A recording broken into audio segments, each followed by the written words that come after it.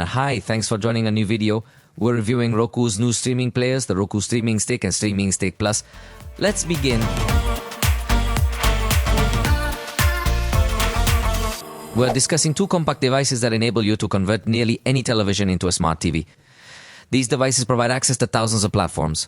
And now they come with an updated design, improved performance, and several beloved features favored by Roku users. However, before we proceed further, allow me to inform you about the pricing details. And availability. Roku says these new players evolve from the Roku Express and Express 4K models. Of the Roku Express, as well as the Express 4K models, they are going to replace them eventually. So, the basic Roku streaming stick is priced with a suggested retail of 899 Mexican pesos, whereas the Plus model is set at 1,199 Mexican pesos. You can find both options available at department stores, convenience stores, and also online stores. For the US, it seems to me that they are going to be distributed around $30 and $40 respectively, but remember, prices here differ from there.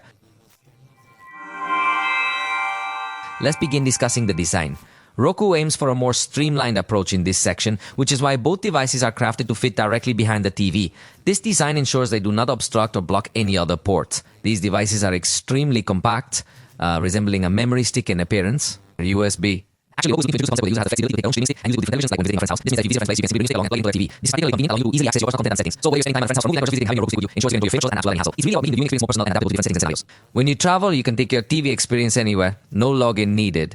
I find it an interesting idea. Inside the box, you'll find the stick, a remote control with voice capabilities, and a USB Type-C cable for power. Interestingly, Roku states that both models have the capability to be powered directly from the TV's USB port, eliminating the need for an external power adapter.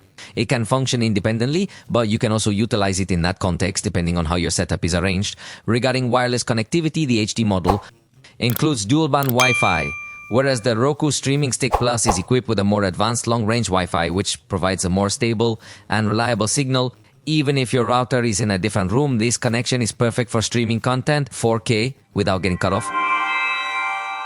Now, let's take a moment to discuss the controls in more detail.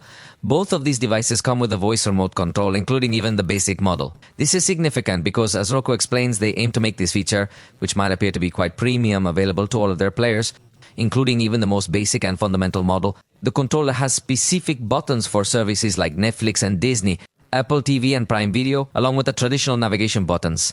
As is customary with Roku devices, the volume buttons are conveniently located on the side. This design choice makes it more comfortable and user-friendly when you are holding the remote control.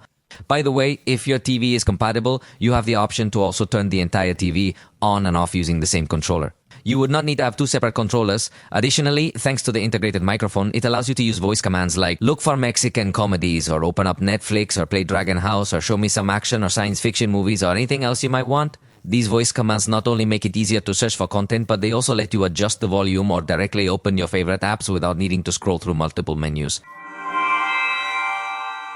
Now let's talk a little about the operating system, which in this case is Roku OS. From the main screen, you can access favorite applications such as Netflix, YouTube, or Prime Video, organize them as you want.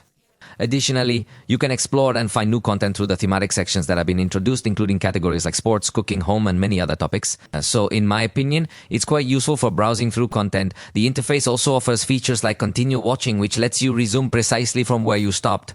Roku has also included personalized recommendations for you to watch later at your convenience.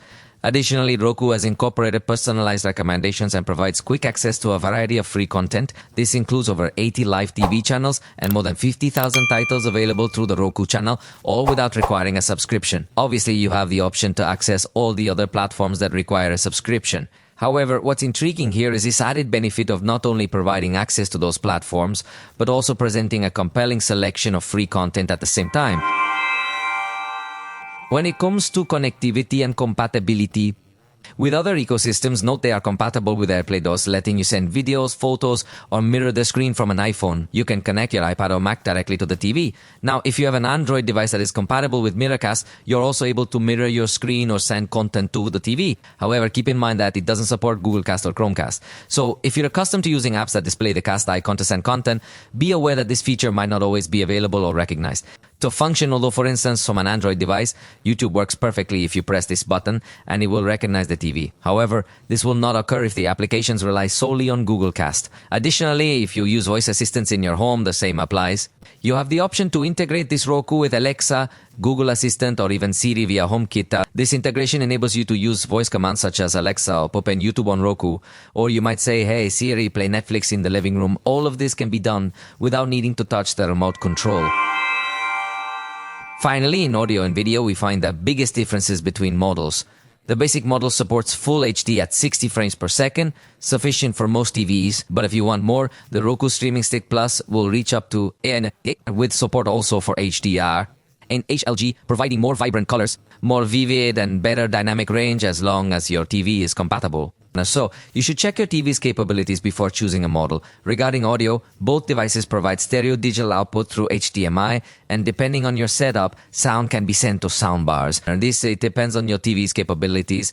In summary, I think that are indeed a very good option, particularly when it comes to competing with some of the other alternatives available in the market for these small sticks that connect to your TV. Certainly, your choice will depend on your personal preferences regarding the operating system and the various options offered, helping you decide between one or the other. However, without a doubt, these are excellent proposals. For now, we have reached the conclusion of this video.